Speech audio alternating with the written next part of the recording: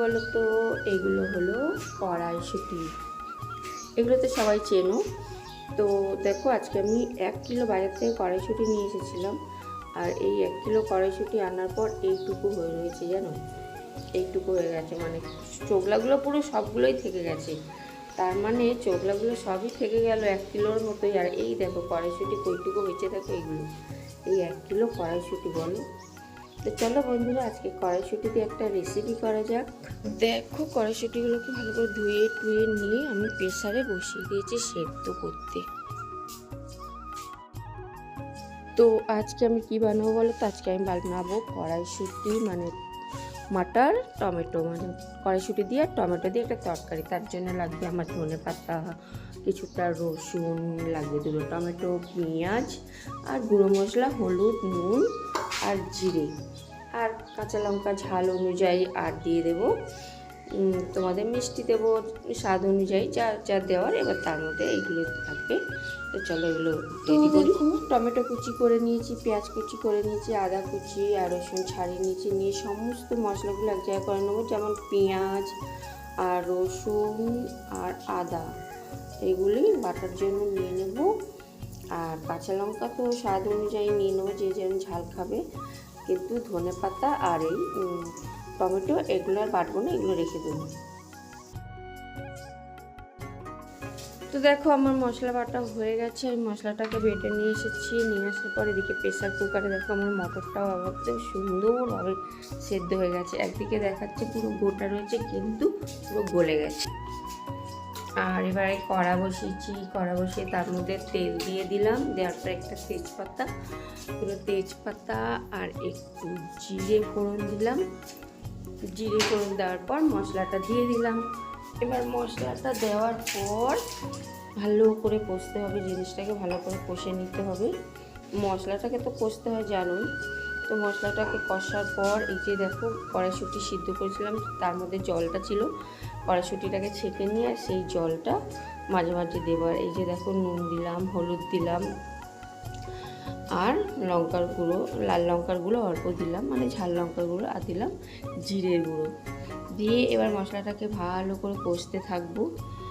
আর ওই যে কড়াইশুঁটি থেকে যে জলটা হয়েছে না, সেই জলটা তো আমি ঢেলে নিয়েছি, সেই জলটা অল্প অল্প করে দিয়ে দিয়ে কষতে থাকবো। মশলা কষতে কষতে কষতে কষতে যখন তেলটা বেরিয়ে আসবে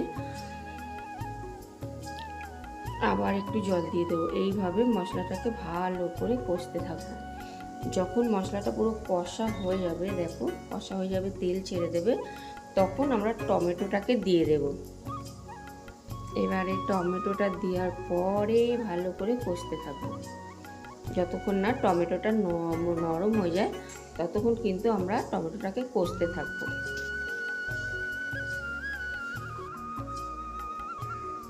দেখো ভালো করে কষতে কষতে টমেটো পুরো গলে গেছে একদম। যখন দেখবো টমেটো গলে গেছে তখন আমরা একটু মিষ্টি দিয়ে নেবো স্বাদ অনুযায়ী। মিষ্টি না একটু মটরের তরকারিতে একটু মিষ্টি দিলে তরকারির একটা টেস্ট আসে, বুঝতে পেরেছো? তো মিষ্টি দিয়ে নিলাম, দিয়ে ভালো করে নেড়ে চেড়ে মটরটা দিয়ে দেবো। এবার মটরটাকে ভালো করে নেড়ে চেড়ে মশলার সাথে মিশিয়ে নেব।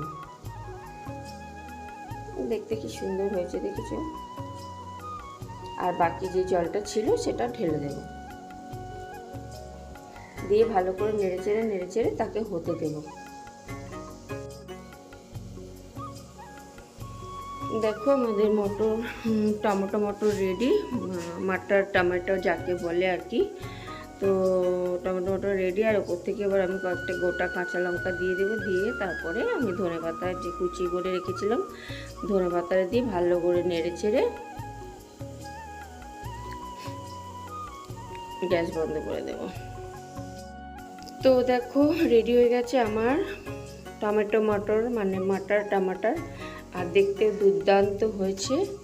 তো চলো এবার দেখা যাক কেমন খেতে হয়েছে।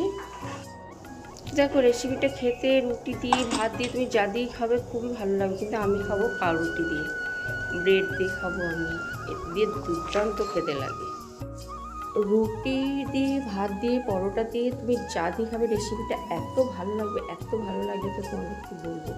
তো আমি তো পাউরুটি দিয়ে খেতে বেশি পছন্দ করি, তো সেই জন্য একটা পাউরুটি টোস্ট করে নিলাম, ব্রেড যাকে বলে। তো টোস্ট করে নিয়ে আমি এটা দিয়ে খেয়ে নেবো। আর বেশ দুর্দান্ত হয়েছে জানো তো, খেতে একেবারে দুর্দান্ত। তোমরা অবশ্যই একটু ট্রাই করে দেখো, অবশ্যই ভালো লাগবে এই রেসিপিটা। তো চলো বন্ধুরা, এখানে এই পর্যন্ত, আবার আসছি তোমাদের সামনে। তো বন্ধুরা, এবার আজকের মতো আসি, আজকের মতো এখানে, আবার কালকে তোমাদের সঙ্গে দেখা হবে। সবাই ভালো থেকো, সুস্থ থেকো, আর আমার রেসিপিটাকে ট্রাই করো, আবার পাশে থেকো, আর একটা লাইক কমেন্ট শেয়ার করে দিও। Bye, tata.